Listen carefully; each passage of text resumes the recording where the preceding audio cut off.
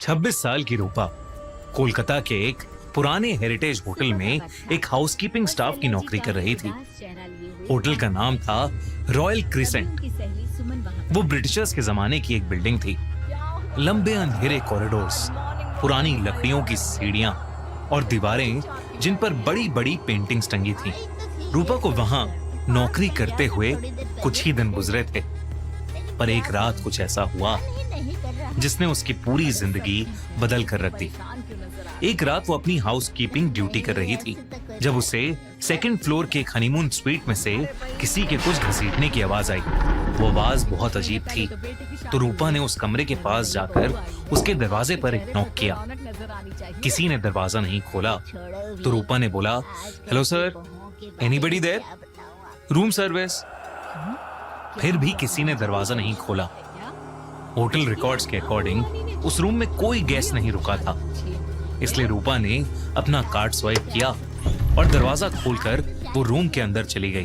पर जैसे ही वो हनीमून स्वीट के उस बेडरूम में घुसी, उसकी जान ही निकल गई, क्योंकि बेडरूम के बीचों बीच हवा में एक लाश लटक रही थी। उसके दोनों हाथ और पैर बेड के चारों कोने से बंधे हुए थे। पर सबसे अजीब बात ये थी कि उस बॉडी का सर नहीं था, गर्दन के नीचे से कटा हुआ सर। खून जमीन पर टपक रहा था। उस लाश का शरीर धीरे धीरे हवा में हिल रहा था, जैसे कोई अधूरा पेंडुलम। ये देखकर रूपा की चीख निकल गई। वो भागती हुई कॉरिडोर में आई और चीखती हुई उसने पूरे होटल स्टाफ को बुलाया और फिर फौरन पुलिस को बुलाया गया। दोस्तों, Z5 की नई सीरीज ब्राउन में भी एग्जैक्टली ऐसा ही हो रहा है। मल्टीपल मर्डर्स जिसमें विक्टिम का सर कटा होता है। क्या मिस्ट्री है ये? कोई क्राइम, कोई हॉरर स्टोरी या कोई ब्लैक मैजिक रिचुअल है? क्यों हो रही हैं ये किलिंग्स? जानने के लिए देखिए ये amazing suspense thriller brown, only on Z5। Police ने जो देखा उसे देखकर उनका भी दिल दहल गया था। उन्होंने इस केस से जुड़ी अपनी इन्वेस्टिगेशन शुरू कर दी थी, लेकिन वहीं रूपा इस घटना के बाद बहुत डिस्टर्ब्ड रहने लगी। उसके साथ अजीबोगरीब चीजें होना शुरू हो गया। सबसे पहली घटना उसी रात हुई।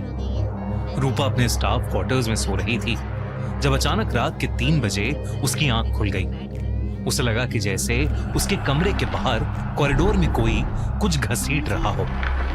बिल्कुल वैसी ही आवाज जो उसने हनीमून स्वीट के बाहर सुनी थी। पहले तो उसने उसे इग्नोर करने की कोशिश की, लेकिन आवाज धीरे धीरे उसके दरवाजे के पास आकर रुकी। फिर 3 जोर की नॉक्स हुई। ठक ठक ठक। रूपा का गला सूख गया। उसने हिम्मत करके दरवाजे के नीचे वाले गैप की तरफ देखा और उसकी सांसें रुक गईं। दरवाजे के बाहर किसी के पैर नजर आ रहे थे, लेकिन वो उल्टे थे, जैसे कोई इंसान पीछे की तरफ देख रहा हो। रूपा चीखना चाहती थी, लेकिन उसकी आवाज ही नहीं निकली। कुछ देर बाद वो पैर धीरे धीरे कॉरिडोर के अंधेरे में घसीटते हुए गायब हो गए। अगली सुबह उसने होटल मैनेजमेंट को सब बताया, लेकिन किसी ने उसकी बात को सीरियसली नहीं लिया। सबको लगा कि रूपा उस इंसिडेंट की वजह से बहुत शॉक्ड है और कुछ दिन में ठीक हो जाएगी, लेकिन चीजें ठीक नहीं हुई, और भी ज्यादा खतरनाक होती गईं। 2 दिन बाद होटल के पुराने स्टोरेज रूम की सफाई करते वक्त रूपा को एक लकड़ी का पुराना बॉक्स मिला। बॉक्स पर अजीब सिंबल्स बने हुए थे।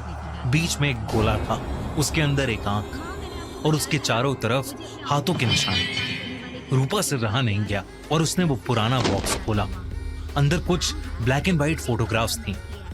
ऐसा लग रहा था कि वो किसी बहुत पुराने टाइम की फोटोज हैं। एक फोटो को देखकर रूपा के रोंगटे खड़े हो गए। फोटो में कुछ लोग काले कपड़ों में खड़े थे।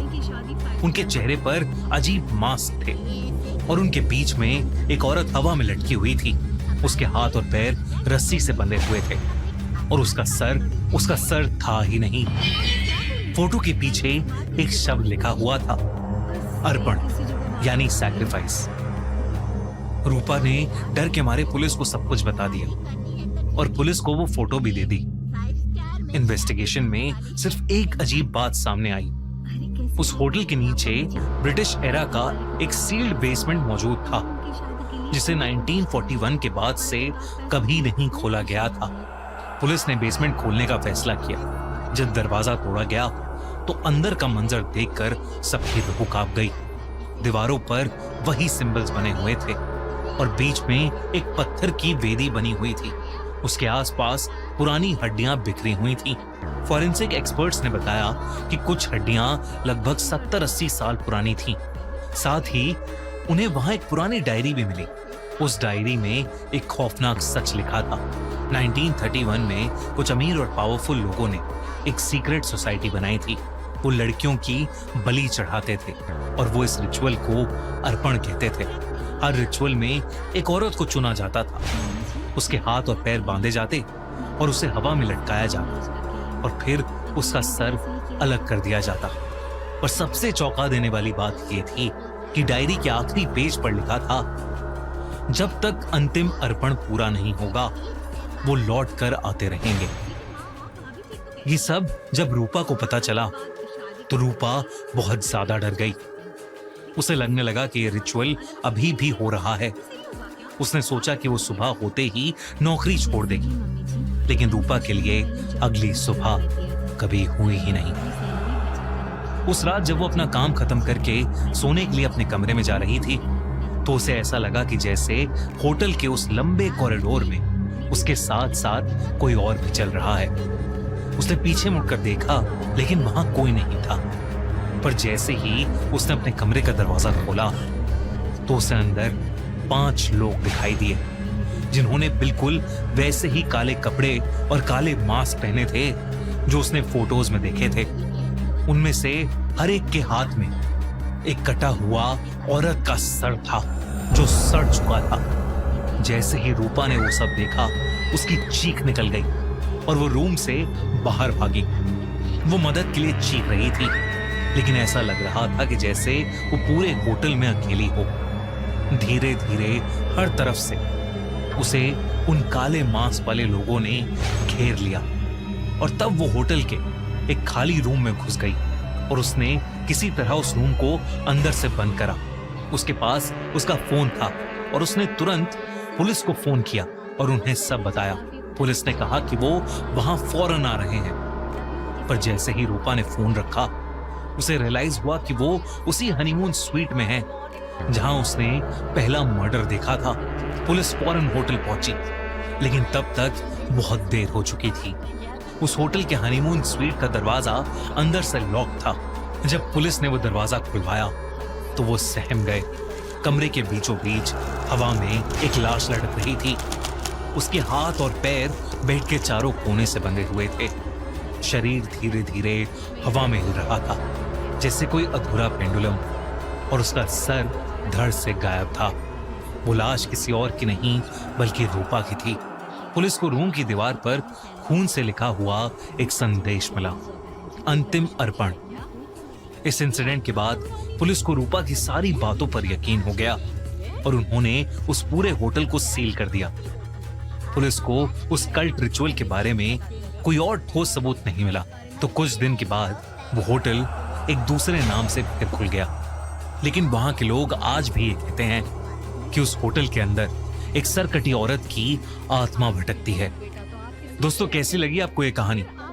अगर आपको ऐसी डार्क साइकोलॉजिकल थ्रिलर्स पसंद है जहां सीरियल मर्डर्स, गिल्ट, ट्रॉमा और रिडेम्पशन के साथ कल्ट रिचुअल्स भी हैं, तो Z5 की नई सीरीज ब्राउन जरूर चेकआउट करो। करिश्मा कपूर स्टारर इस शो में एक ऐसा ही सीरियल किलर है जो लोगों को बेहद रिचुअलिस्टिक और खौफनाक तरीके से निशाना बनाता है। लेकिन असली सवाल सिर्फ ये नहीं है कि किलर कौन है, बल्कि ये है कि वो ऐसा क्यों कर रहा है। Don't forget to watch Brown, streaming only on Z5।